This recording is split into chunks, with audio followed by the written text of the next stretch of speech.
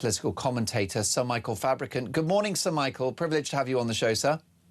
Good morning, Mark. How lovely to speak to you, as ever. Well, we're going to get to saving Britain in just a moment, which, frankly, a man of your skill could do in a lunchtime, Sir Michael. If only. Can we cover politics first? It's war. Keir Starmer will fight any leadership election against Andy Burnham if he wins the Makerfield by-election. Is it your view that if Burnham re-enters the House of Commons, he becomes Prime Minister? Yes, I think he will, because I think that the Labour backbenchers all think that he will be the saviour. I don't think he will be, actually. And the latest polling from Opinion, which is the polling company often sponsored by The Guardian and Observer, say now that Reform will win. And I would actually quite like Reform to win. It'll be one in the eye for Andy Burnham. And Andy Burnham is only after one thing, and that's Andy Burnham. He just wants to help himself. And I don't think it'll be any changes. He says he's going to stick to Rachel Reeves's ridiculous fiscal rules, and it'll mean that he'll be constrained just like all the other people were constrained, unnecessarily, in my view. Well, yes, and it's confusing because he was interviewed by Victoria Derbyshire on the Newsnight programme, Sir Michael. She asked him what the fiscal rules were, and he didn't appear to know. No, and in fact, he got incredibly ratty. Yeah. You know, we have two-tier care, but we also have two faces of Andy Burnham, because Andy Burnham, you know, is a charming individual when you meet him. I remember meeting him not long ago, actually, at Birmingham New Street Station. He gave me a big hug and all that was lovely. And he's a nice guy. But boy, does he get nasty and ratty when he is challenged, and particularly when he was in the House of Commons. And you saw that with Victoria Derbyshire, and you don't want to get ratty with her, by the way. She's not the easiest person to work for, and she's certainly quite a tough interviewer. But on that point, the latter point, good for her. You're absolutely right, Sir Michael. And I'm hearing from Westminster insiders that the Burnham camp are split, that if he wins Makerfield, some are saying that he needs 6 months to prepare for government. Others are saying that he should enter Downing Street straight away. It's a slight worry, isn't it, that you replace one Prime Minister with no plan with a new one who also has no plan? Yeah, exactly. And I don't quite understand how he could wait 6 months, because if others make their move, West Streeting, of course, Angela Rayner, well, if they get in, you know, there's no waiting 6 months. So Andy Burnham will be very much dictated by what others do as well. But I do see the point, actually, that maybe 6 months would be a good idea if possible, because, you know, Andy Burnham doesn't know the current situation in the Treasury. I mean, things are grim, by the way. I mean, Sir Charles Bean, who's been in the papers today, a well-known economist, former member of the Office of Budget Responsibility, says that debt is going to get to 100% of GDP. More importantly, by September, £3 trillion will be the amount of debt held by the Brits. And because of that, it means that borrowing rates for the government will go even higher. And as you said in your brilliant monologue earlier on, our borrowing rates are higher even than that of Greece, which is remarkable. And it all comes down from Rachel Reeves's first budget, where she announced £70 billion worth of extra spending, raised taxes by a massive 35 billion quid, which had not been done before, such a huge amount. And of course, what it did, and she's just too dim, frankly, to realise that, it actually suffocated the economy with companies going into bankruptcy, individuals hoarding money and not paying taxes, and it meant that less money came in, which meant that debt went up even further. Well, it's a real worry, isn't it? Meanwhile, the fallout continues from the murder of Henry Novak and the police handling. Sir Michael, you and I haven't spoken since that awful body cam footage was released. What was your appraisal of that grave injustice? Well, I mean, To some extent, I'm going to say something unusual. I felt a bit sorry for the police simply because it's easy to blame them. But when you're in that situation, you know, and it was dark, what do you do? And they've been But you know, trained. They've been trained to be that that's way. true. That's true, actually. Yeah. And of course, one of the police officers has already resigned. No, I mean, I have some sympathy what your previous caller, Michael, had to say. Because I used to work in South Africa and Rhodesia. Well, I wasn't working in Rhodesia. I was visiting Rhodesia because that was a little bit, even I'm not that old enough, but I'd certainly worked in Zimbabwe. And a friend of mine was the director of engineering of the Zimbabwe Broadcasting Corporation. And he was typical. He was a white guy. He had just about survived in his job. His son was brilliant. He'd got 4 A levels, grade A. Yet he couldn't get into the university into Harare, which was previously Salisbury, the capital of Zimbabwe, because he was white. He didn't meet their quotas. Back to DEI again. What happened? He managed to get a scholarship to go to London University, and it meant that Zimbabwe yet again lost skilled workers. And that's now what's happening in Britain. Because of DEI, white people, again, are not getting places at university. A young friend of mine in Lichfield had a place at Oxford University, couldn't get in because all the scholarships had gone to minority ethnic people. I mean, it's a disgrace. They go in with maybe fewer, lower grades than this boy had in Lichfield, who was from a very poor background, and it's just lowering our gene pool in the UK. And as you say, this has been going on for some years. But one thing I didn't agree with, Mark, was when you said or maybe it wasn't you, maybe it was one of your callers, when you said that the Conservative Party didn't want, actually it was one of your callers, didn't want Brexit. Well, I can tell you the majority, I think, of the Conservative Parliamentary Party wanted Brexit. But there was a group of people called the One Nation Group, who I always call the Lib Dem wing of the Conservative Party, who blocked every single issue, every single bit of legislation that Boris Johnson wanted to put into place that would have actually made Brexit even better for us. And this was the madness. It was self-indulgence. We're seeing self-indulgence now with the Labour Party. We saw self-indulgence with the Conservative Party. And, you know, it's easy to despair, but let's see what happens at the next general election. How would you save Britain? Put your suggestions to Sir Michael Fabricant. It's your calls next, 9:33. This is Talk Breakfast.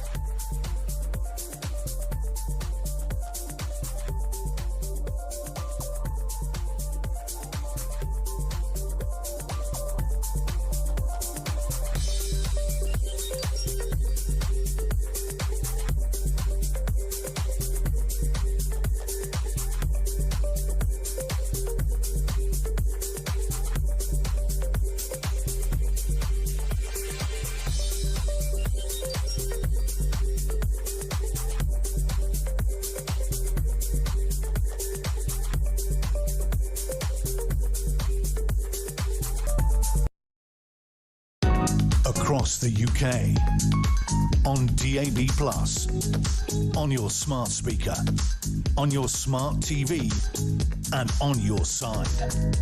This is Talk. You are listening to Talk Breakfast. Sir Michael Fabricant is joining us live. How do we save Britain? Anne is in Sheffield. Anne, you're live on Talk with Sir Michael Fabricant. Good morning to both of you, and I hope you have a lovely day. You too, Anne. I'm ringing up in reference to the Nowak case. Yes. I know rape is a heinous crime. I suffered it myself last year. And I'm so sorry. I can't believe it. I'm so sorry, love. My love. Thank you. But to know that a rapist can get 24 years. A man has already served 17 years falsely for that rape. Yet an 18-year-old kid can be killed, and the killer gets 21 years is heinous. That is abhorrent. How long would you give the killer, Anne? Life. He took a life. He should forfeit the best of his. Anne, Can I ask Anne something? Yeah, go for it, Sir Michael. And I agree with what you're saying. You're absolutely right to make that comparison. And you say, and again, I agree with you that you know, he took a life, he should have life. Would you go a step further and say, you know what, he took a life, the state should take his life? In other words, would you bring back capital punishment? I'm a mother, I'm a grandmother, I'm a great-grandmother. I'm only 54, and I've never really thought about the death penalty, but if you take a life, your life should be forfeited, because you're not a human being. You know, you're subhuman. And also, another thing I'd like to point out, nobody else seems to say it for some reason, but there's only one race, and that is the human race. What a wonderful sentiment. Anne, can I ask you, have you had justice for the extraordinarily wicked crime you suffered? Yes, and it was an illegal immigrant.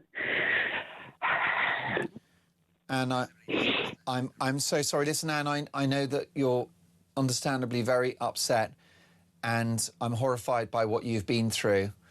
And I do hope that the monster that perpetrated that crime is locked away for a very, very long time indeed. And my heart goes out to you, and I know I speak on behalf of all of my audience with that, Anne. I'm so angry about what's happened to you, and it's so wrong and so shocking. Herbie is in Harrow. Herbie, very difficult to continue a conversation under those circumstances, but we do need to save the country. How do we do it, Herb? Who's a comedian? Oh dear. Oh, if the IMF are going to be involved, it's going to create big problems. People are going to have to pay more on their interest and everything else, their mortgages. We're in the disaster zone. The only alternative, we've got to get this government out and get somebody else in. It's going to change this country forever. It can't carry on like this, Mark. It's impossible. You know, any idea what's going to go on, what we're going to be hit with next? Not even the government knows, do they? They got no clue. I don't think they do. Herbie, brilliant call. Thank you for that. Sir Michael, Herbie speaks for many. He just thinks the whole thing is broken. There's a real question mark around competence. Yeah, and it's not, I've got to say, it's not just the competence of ministers, and you actually look at some of them, and I can tell you as someone who used to employ people in a business before I became an MP, believe me, a lot of the people in government at the moment, maybe a few in the past Conservative government, you know, I think are unemployable elsewhere. They go into the House of Commons simply because they can't get a job in the real world. But it's not just the members of Parliament. It's not just the ministers of state.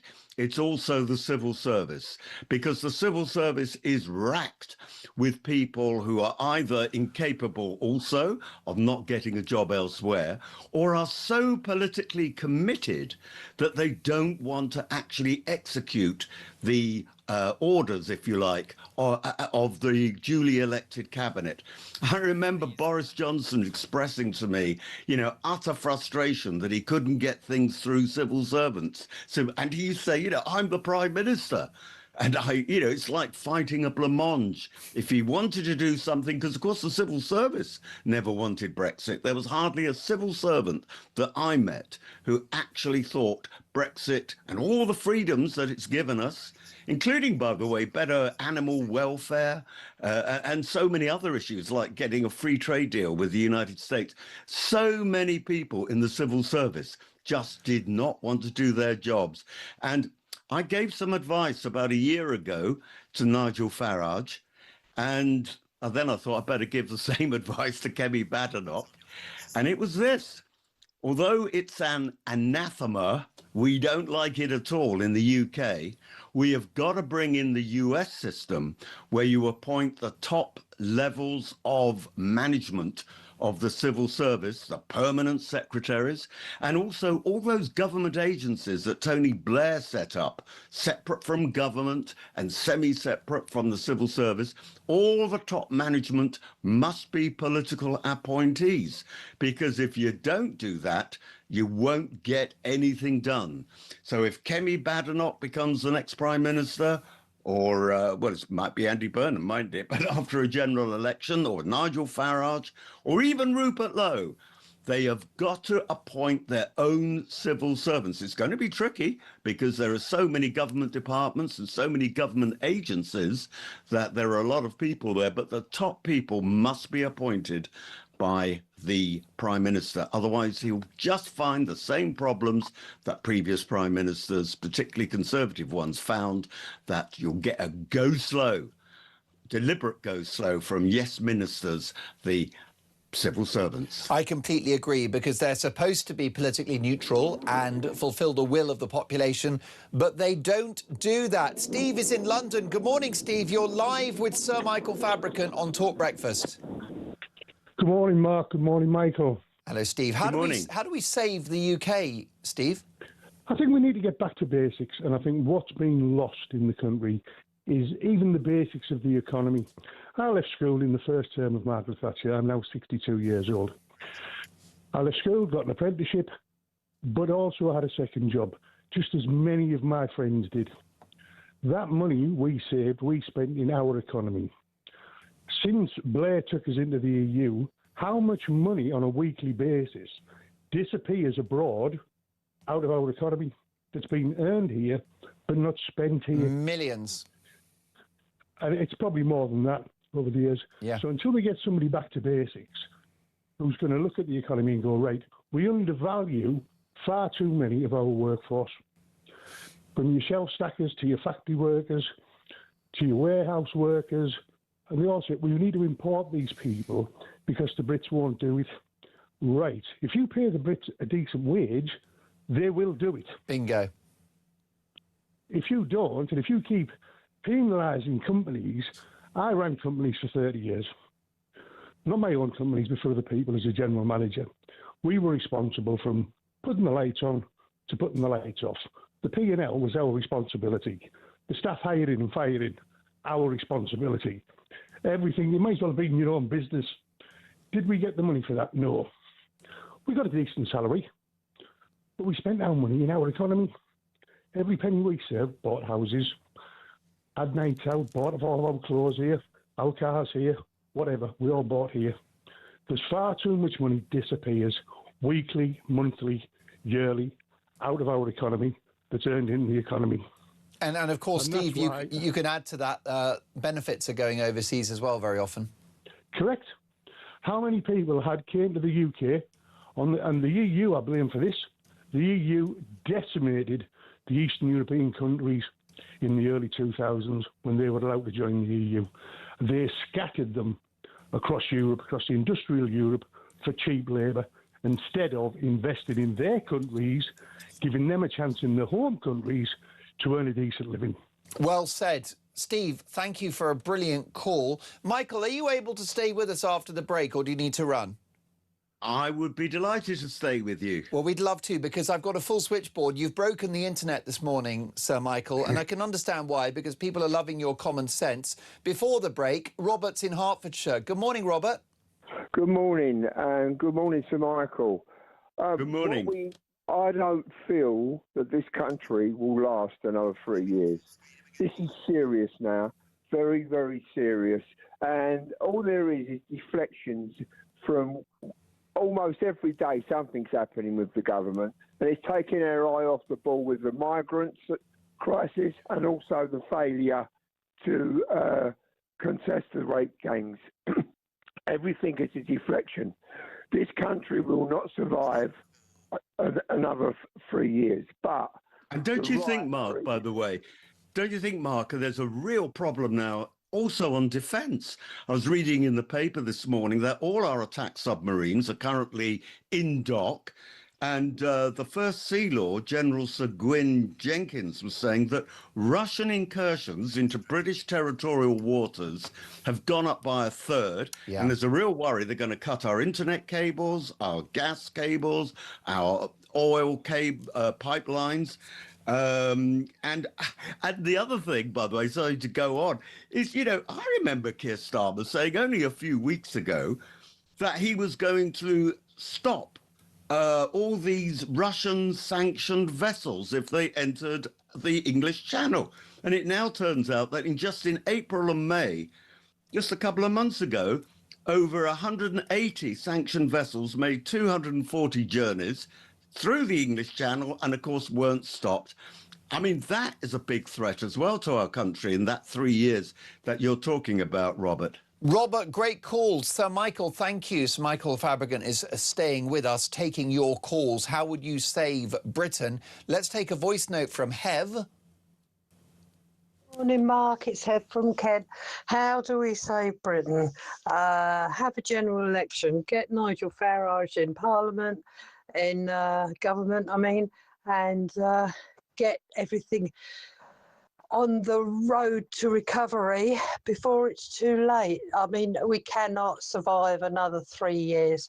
3 years, the damage will be so bad, and it's going to be such an uphill struggle. I mean, it's an uphill struggle now to try and get anything sorted, but it's going to take such a long time.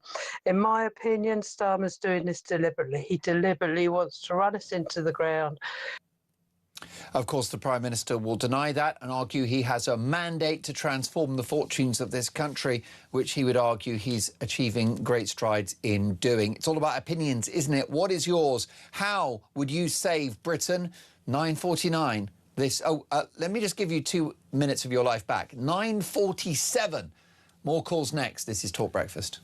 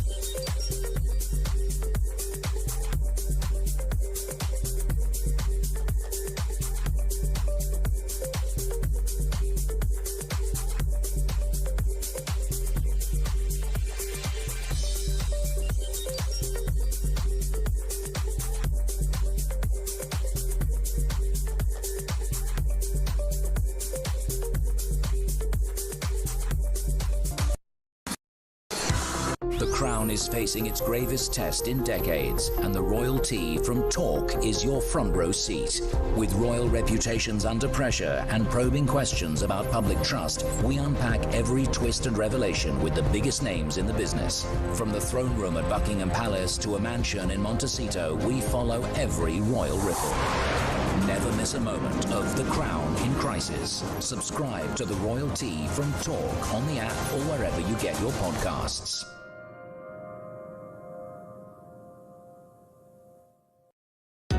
Across the UK, on DAB+, on your smart speaker, on your smart TV, and on your side. This is Talk. You are listening to Talk Breakfast. How do we save Britain? Live on the show is Sir Michael Fabricant, of course, one of the most experienced politicians in the country, and now broadcaster and political commentator. And let's take a call from Chrissy, who's joining us from Spain. Hi, Chrissy.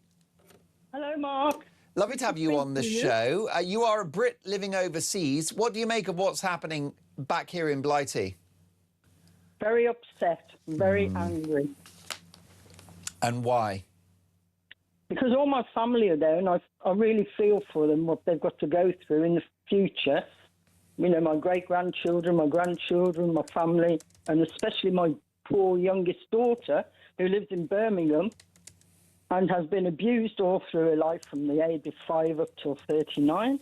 And the police don't do anything in Birmingham. They don't help her in any way at all. And because of it, she turned to drugs, which is very upsetting for me. So sorry.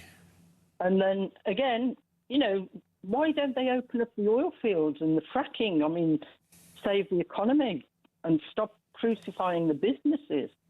And to want to join the EU, well, I can tell you, the EU is more corrupt than what Britain is. And most of the countries are not doing well at all. No. I mean, what do you make in Spain, for example, of 500,000 illegal immigrants being granted indefinite leave to remain? Well, I don't really get involved with Spanish politics. We live in a little country village and we don't get bothered with anything. It's a very nice life we've got here. But I think a lot of those immigrants are probably Spanish from South America. And maybe that's why, I don't know. But the biggest problem in Spain is providing cheap housing for their own people, which is what, you know, they get angry about with tourists. But then they need the tourists because that's their biggest income. Well, I mean, make it make sense. Riddle me that. Chrissy, thank you for your call. And I hear about your concerns from overseas. We've got a lot of viewers and listeners overseas who are very sad at what's happening to the United Kingdom. Davina is in Suffolk with an important reminder, Sir Michael. Davina, welcome to the show. Good morning, Mark. I'm very disappointed. You're saying what's wrong with the country today. I'd say what's wrong with the country today and what's about to happen is the fact that 82 years ago, thousands of people sacrificed themselves on the beaches on D-Day and no one has mentioned it on national news. Davina, you are so right. You are so right. Disgusting, Mark. I thought you would have led with it. The news mentioned it for 10 seconds last night. They spent more time on Andy, stupid man, than on what might happen and projecting what might happen, what might not happen. I couldn't give a tinker's toss. I'll try to be clean about what happens to Andy Burnham. The man can go and shrivel up and in a corner as far as I'm concerned. Years ago, no one has mentioned it. I'm horrified. That's what's wrong with this country. We've totally ignored the whole world war to stare at our own navels. I'm sorry, Mark. I'm very disappointed. Davina, you're absolutely right. And, you know, it was yesterday, of course, the anniversary of the D-Day landings. Over 100,000 British and Canadian troops, more than the Americans, actually, that landed on D-Day. And, you know, as King Charles joked in the White House, if it weren't for the fact that the Brits were doing that, you know, the French would be speaking German. And more to the point, if we hadn't, this is another battle, of course, but in Canada all those years ago, the Americans would have been speaking French. No, I mean, the sacrifice of these men were incredible. And if D-Day hadn't succeeded, and there was quite a possibility that it might not have succeeded, then I don't know where we would be now. And Davina, part of Germany, I guess. You are right. And you're right to be furious with me and with Talk and with the broadcast and print media for not giving this due prominence. And you are so right. If you talk about what's wrong with the country, you have to acknowledge and reflect on the great fortune we have that those Allied landings happened in Normandy, 6th of June 1944. British, American, Canadian, other forces began the liberation of Western Europe from Nazi occupation.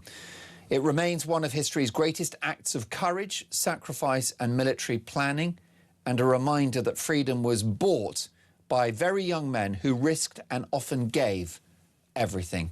Davina, you're right, and I'm so glad that you've made that call, and I can hear the emotion in your voice. We're going to return to this conversation. Sir Michael, stay with us. I've got something to give away first. The FIFA World Cup kicks off next Thursday, and our friends at TalkSport are sending you and a friend straight to New York City with Adidas, the tournament's official match ball supplier. It's the ultimate trip to watch England face Panama live at the MetLife Stadium. Return flights, hotels, match tickets and spending money, all taken care of. Plus, Adidas is throwing in the official Tri-Onda match ball and a fresh pair of boots. So don't miss out. Here is how to enter. For your chance to win, head to our friends at TalkSportWin.com or text TALK to 83338. Text costs £2.50 plus your standard network rate, or call 0343 418 7260. Lines close on the 12th of June 2026 at 4 p.m. That's when you'll need to answer your phone if it rings. 18 plus, UK residents only. This is a network promotion. Full T's and C's at TalkSportWin.com. So for your chance to win, text TALK to 83338 now. Brilliant stuff. Good luck to all involved. Michael, it's been brilliant to have this conversation this morning, and I'm honoured that you tuned in for Dolan's Dispatch at 9 a.m. Have I oversimplified the issues facing this country? Because I just think we should have border control, cheap energy, which is possible because we've got so much oil and gas, colourblind policing, an economy that lives within its means. I see it as quite simple, but is that snake oil? Am I missing something here?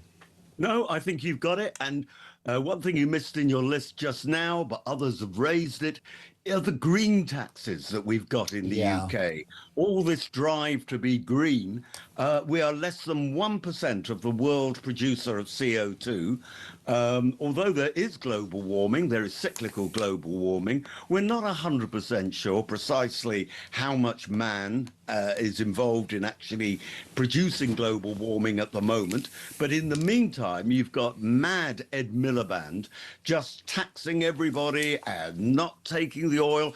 And as one of your callers pointed out quite rightly, you know, we're importing expensive oil from Norway, which is coming from the pool of oil under the North Sea, part of which, most of which, as it happens, is actually in British territorial waters. And we're doing absolutely nothing to exploit that oil field and take it back into the UK. And you get Labour people yet again, over and over again, distorting and lying and saying, oh, we are taking the oil, yes, from existing diminishing fields. But there are much bigger fields out there which are part of the UK North Sea, and we're not doing anything about it. Why? Is it because the petrol companies don't want to spend the money investing? No, it's not that. It's because the government have forbidden them for taking our own oil out of our own waters. And that has to be wrong. And, you know, given, as I said earlier on, we're going to go into £3 trillion worth of debt, and God knows what that's going to do to the economy in 2 or 3 years' time, we need as much oil as we can to sell on the open market. And to control, actually, the amount of taxes that we put on ordinary British people, which are now at the highest level since, I think, it ever began.